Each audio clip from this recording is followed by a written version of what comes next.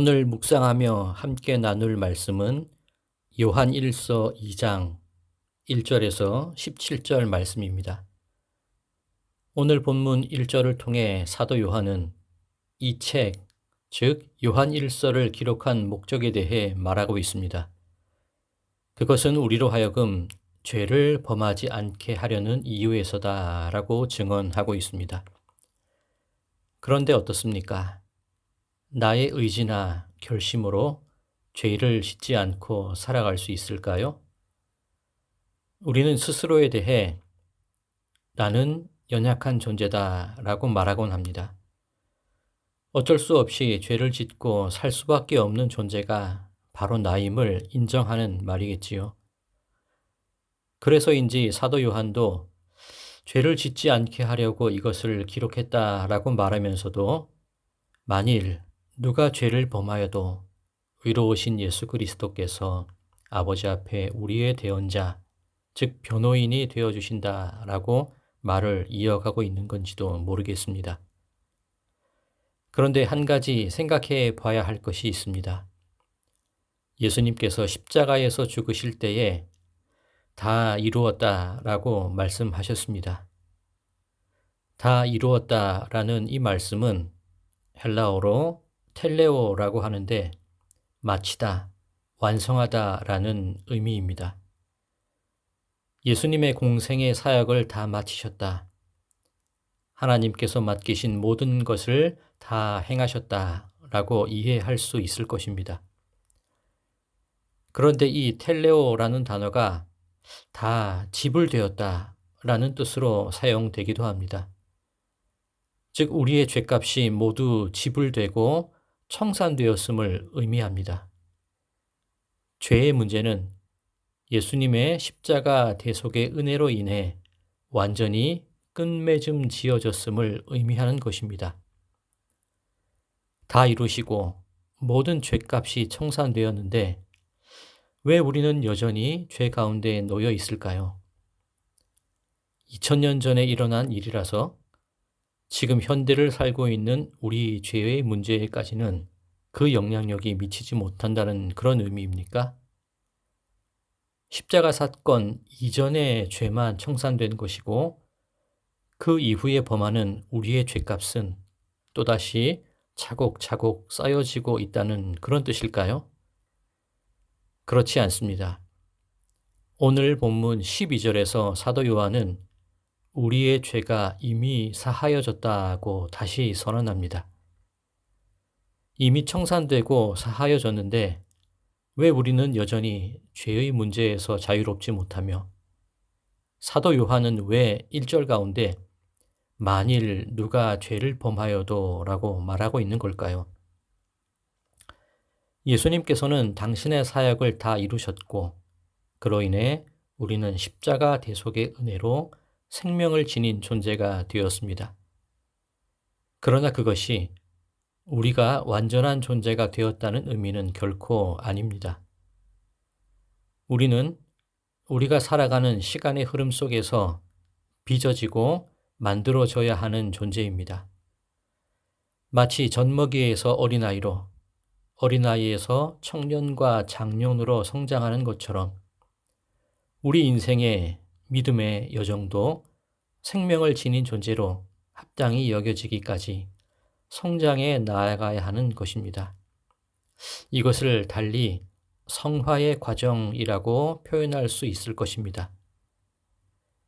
우리가 매일 마주치는 연약함과 죄의 문제가 있다 할지라도 그것이 예수 그리스도께서 부어주시고 인도해 주시는 구원의 은혜를 막아설 수는 없습니다. 예수님은 어떻게 하시든지 우리를 당신의 자녀로, 구원의 자녀로, 빛의 자녀로 이끌어 주실 것입니다. 십자가에서 다 이루셨기 때문입니다. 다만 그 길을 걸어갈 때에 날마다 빚어지고 다듬어지고 만들어져야 하는 것이 우리의 삶입니다. 이 빚어짐과 다듬어짐과 만들어짐은 바로 예수 그리스도와의 사귐을 통하여 날마다 조금씩 이루어지게 되는 것입니다.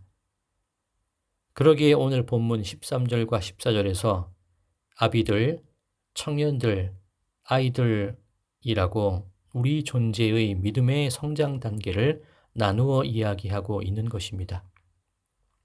어제 참에 대해서 말씀을 드렸습니다. 바라기는 날마다 그리스도와의 사귐을 통해 믿는 것과 아는 일에 하나가 되어 그리스도의 장성한 분량이 충만한 데까지 이르기를 소망합니다. 그렇다면 그리스도의 장성한 분량이 충만한 데까지 이르는 것, 오늘 본문의 표현으로 바꾸어 말하자면 예수 그리스도를 아는 것, 그것에 이르려면 어떻게 해야 할까요? 오늘 본문 3절은 우리가 그의 계명을 지키면 이로써 우리가 그를 아는 줄로 알 것이요 라고 말씀합니다. 바로 그의 말씀을 지키는 것, 계명을 지키는 것으로 예수 그리스도를 알 수 있고 그 장성한 분량에까지 이룰 수 있게 됩니다. 그렇다면 사도 요한이 말하고 있는 계명은 무엇일까요?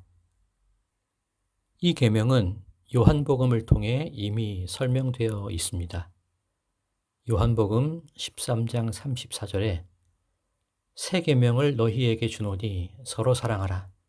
내가 너희를 사랑한 것 같이 너희도 서로 사랑하라고 말씀하셨습니다. 우리가 알고 지켜야 할 새 계명은 서로 사랑하는 것입니다. 예수님께서 우리를 사랑하신 것 같이 사랑해야 하는 것이 바로 새 계명입니다. 예수님은 우리를 사랑하시되 끝까지 사랑하셨습니다. 그렇다면 끝까지 사랑하신 예수님의 사랑은 어떤 사랑일까요? 조금 전 새 계명인 사랑에 대해 그리고 끝까지 사랑한 예수님의 사랑에 대해 말씀을 드렸는데 이 모든 것이 요한복음 13장에 나와 있는 내용입니다. 그러면 끝까지 사랑하신 예수님의 사랑은 요한복음 13장의 말씀 속에서 찾아볼 수 있을 것입니다. 요한복음 13장은 제자들의 발을 씻기신 예수님에 관한 말씀입니다. 예수님은 자리에서 일어나 겉옷을 벗고 수건을 허리에 두르시고 제자들의 발을 씻기셨습니다. 옷은 한 사람의 인격 혹은 그 사람의 삶을 의미합니다. 예수님께서 제자들의 발을 씻기시기 위해 겉옷을 벗으셨다는 것은 당신의 사랑을 보이고 행하시기 위해 당신의 모든 삶을 내려놓으셨음을 의미합니다. 겉옷을 벗고에서 벗다는 단어는 헬라어로 티테미입니다. 두다, 내려놓다라는 뜻입니다. 그런데 이 티테미 동사는 요한복음 10장 15절에서 먼저 이미 사용된 것입니다. 요한복음 10장 15절 말씀입니다. 아버지께서 나를 아시고 내가 아버지를 아는 것 같으니 나는 양을 위하여 목숨을 버리노라.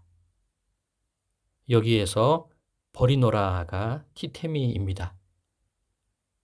우리를 위해 당신의 목숨까지도 버리신 사랑은 제자들의 발을 씻기 위해 겉옷을 벗으시는 모습으로 삶을 통해 구체화시켜 보여주신 것입니다. 그런데 제자들의 발을 씻기시는 이 현장에는 예수님을 팔았던 가룟 유다도 함께 있었습니다. 그리고 예수님은 그 사실을 이미 알고 계셨습니다. 깨끗하지 않은 이가 바로 곁에 있었음에도 예수님은 그 사람을 위해서도 겉옷을 벗으시고 그의 발을 씻기셨습니다. 어쩌면 그가 행하는 그 엄청난 죄 앞에서도 예수님은 그를 보듬기 원하셨던 것 같습니다. 나를 배반하고 팔아넘긴 사람이라 할지라도 마지막 순간까지라도 그를 위해 발을 씻어주는 것, 그것이 자기 사람을 사랑하시되 끝까지 사랑하신 예수님의 사랑이었습니다. 나를 대적하는 이들까지 품는 것이 우리에게 주어진 새 계명이라는 뜻입니다. 여러분은 어떠십니까? 솔직히 저는 자신이 없습니다. 예수님과의 사귐은 참 어려운 일인 것 같습니다. 내게 상처 주고 나를 해하려는 이들까지 사랑하는 것, 그래야 비로소 예수님을 안다라고 할 수 있다는 것입니다. 사랑하는 성도 여러분, 아직은 아이 같지만 예수님과의 끊임없는 사귐을 통해 청년이 되고 장년이 되기까지 빚어지고 다듬어지게 되시기를 소망합니다. 오늘 우리의 하루가 그렇게 예수님을 알아가는 시간으로 채워지게 되기를 주님의 이름으로 간절히 바라고 축원드립니다.